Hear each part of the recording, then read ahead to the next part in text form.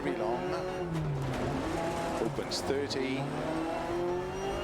Power is nothing without control. At least that's what a famous Italian tire manufacturer has told us. In my opinion, Dirt Rally 2.0 has the best rally driving feel out there. It's second to none. But with that, we need control, and that comes from our steering wheel.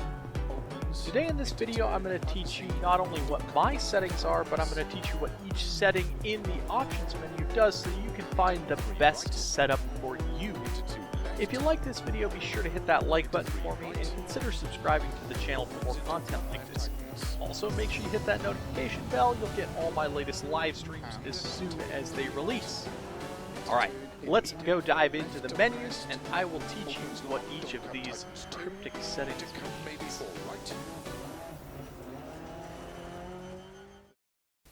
Okay, so if you don't know, my setup includes a Logitech G27, a Logitech, Extreme 3D Pro flight stick, which I'm using as a handbrake.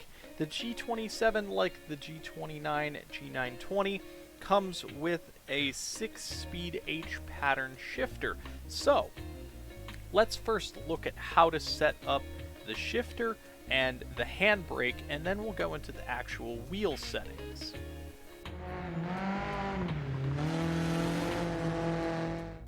So one thing to consider here is, do you want to use your paddles or do you want to use H-pattern with clutch?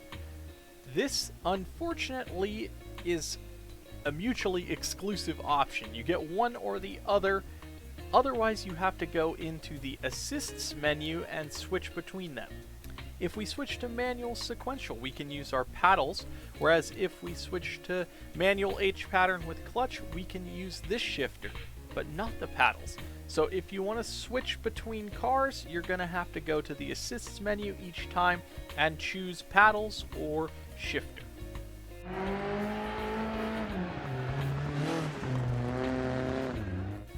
Most of our options are going to be found in the input menu.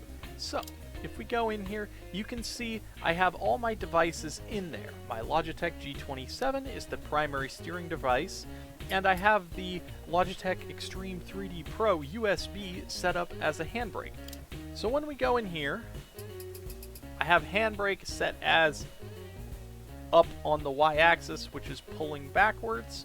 You could theoretically maybe put it to trigger or do some other things, put some other stuff on here. I think having it like a hydraulic handbrake works best for me.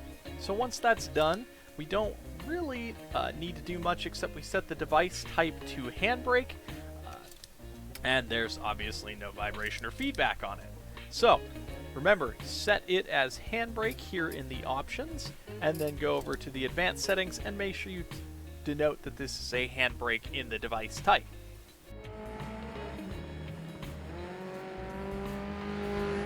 So we need to talk about the elephant in the room here.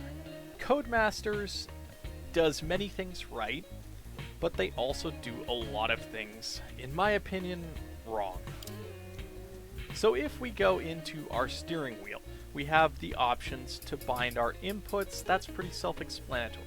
The two pages we really want to look at are advanced settings and vibration and feedback. Now you might notice that if you played Dirt Rally 1.0, or Dirt Rally 1 I guess, these might look a little familiar. It's the exact same menu and the exact same options, but there's one thing that's missing, and this one thing is really frustrating. There are no tooltips here. There's nothing to tell us what each of these settings does. Okay, many games don't do that, but here's the worst part. In Dirt Rally 1, there was tooltip text to tell us what each of these things did. So they've just not copy and pasted the text. So what I'm going to do for the rest of this tutorial is I'm going to refer to the text from Dirt Rally 1.0. I will put it up on the screen, and we will read from that to teach you what each of these things does.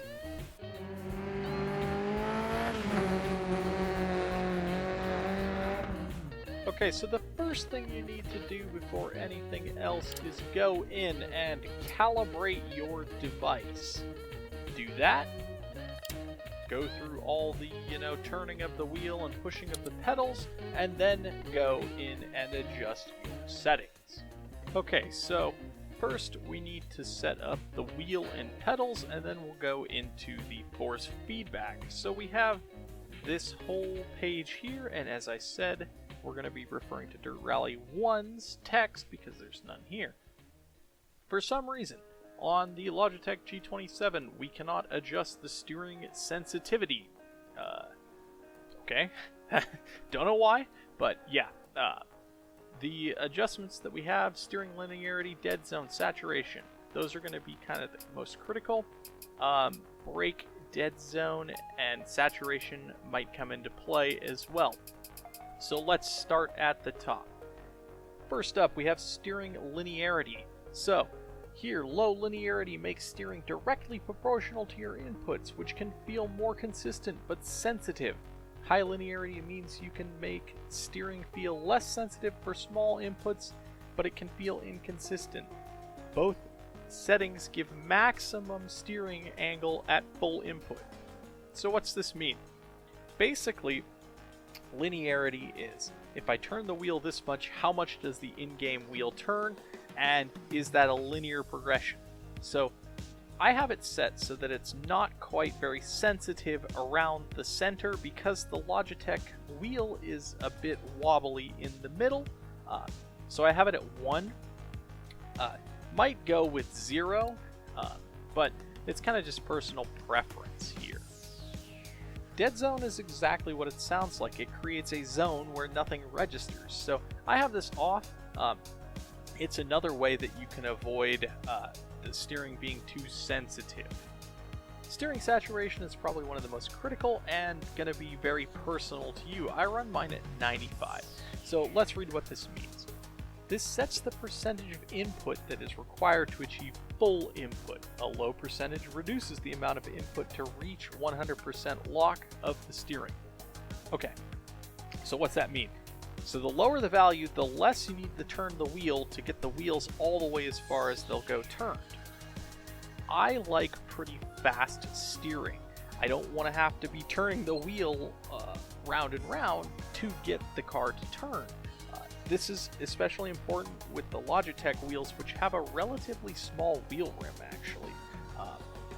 I just find that it's harder to hand over hand because they're so small. So I like to try and keep it to basically, half a turn here. And that's full lock for me. So I found this is again going to vary by car because each car has different steering and they'll have a soft lock on it. So like an old car will, require more turns, whereas a more modern rally car is going to require less and have faster steering. I've gone with 95. 100 was just a little too slow and I had to turn the wheel just a little too much. So I sped up the steering, so this gives me a little bit more turn. Throttle dead zone is probably not something you want to play with.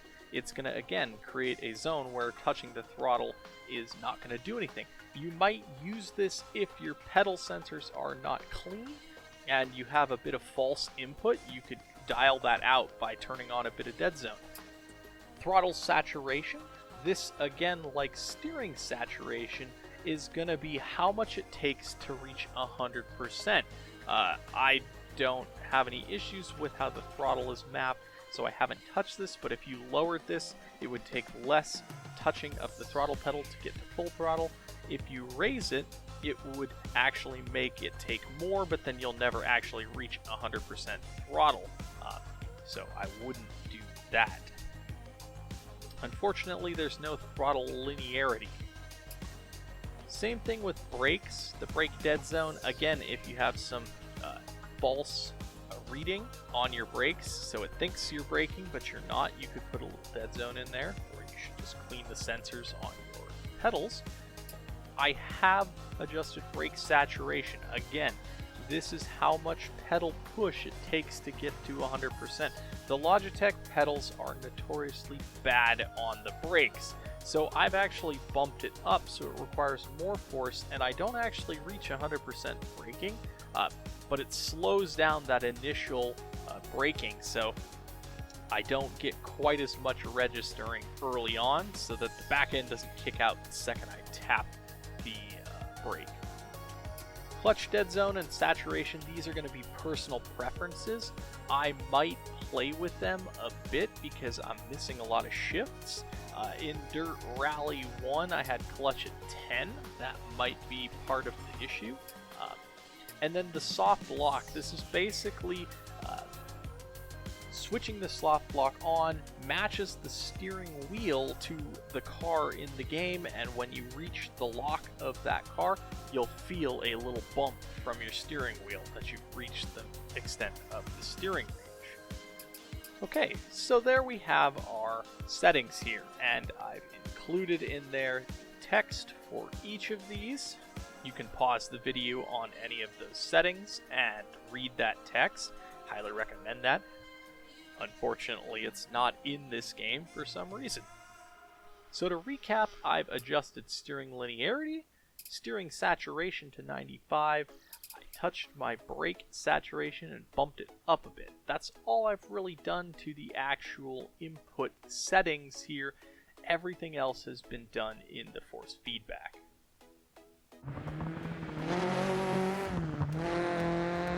Okay, so now that we've looked at the advanced settings, which are basically the wheel settings itself, we want to adjust the force feedback. There's a lot of controversy around Dirt Rally 2.0 force feedback. I personally don't think it's bad. This is all personal preference, of course, but I think it gives me enough information to, rally efficiently.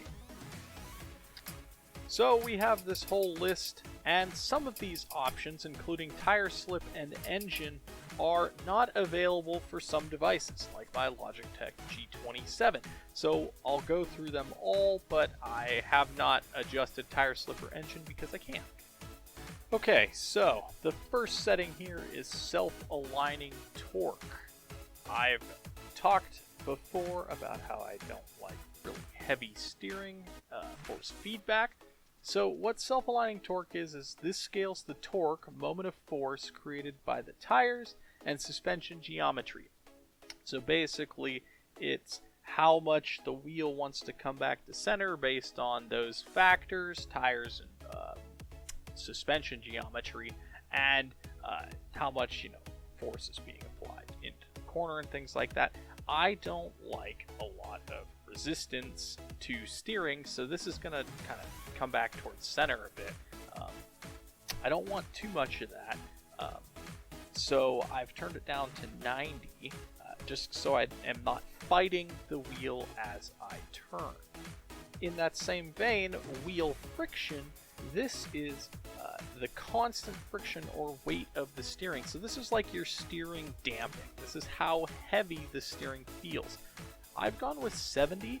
That might even be a little high. I like to be able to snap my wheel around, and if you've ever driven a real car, especially one with power steering, you can turn the wheel quite quickly and there's not a lot of resistance, especially if you're moving, and even more so if you're on a loose surface like gravel or something like that.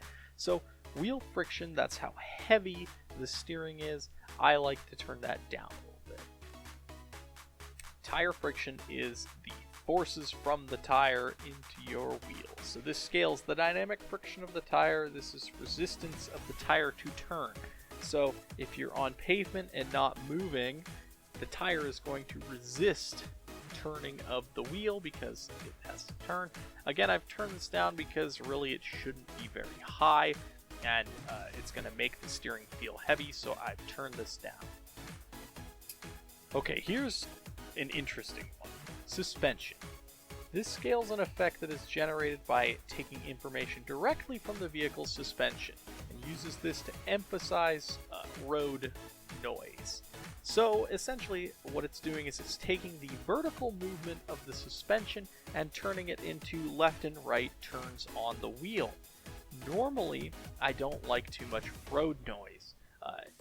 What happens is if you're in a turn and you go over some bumps, it's going to actually tweak the wheel back and forth, and if that's too violent, it's going to actually put steering input into the wheel.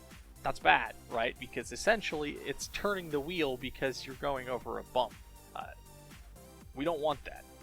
That being said, this is probably where Dirt Rally 2.0's force feedback is actually the weakest. So I've actually turned it up here to about 110. If you like more noise, like feeling every bump and things like that, you could turn it up even further.